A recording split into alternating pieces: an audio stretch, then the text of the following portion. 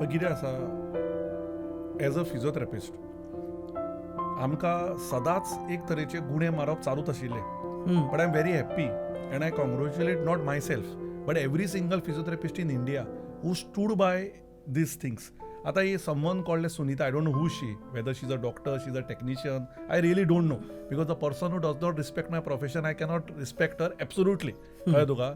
So she thinks she's from some IMA or all. We are not concerned about any other body, but we respect every body. As Indian Association of Physiotherapists ex officio and as a proud physiotherapist, I will tell you one thing very clearly today. Physiotherapist should and will legally prefix doctor with suffix PT. Okay.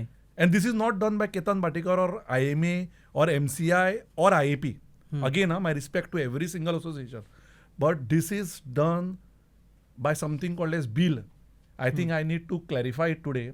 Ki this is done by the government of India. Whenever a bill is passed, whenever a physiotherapy curriculum was, decided, we took around good 10 to 20 years to fight for it. तुम्ही पळयतात GNH.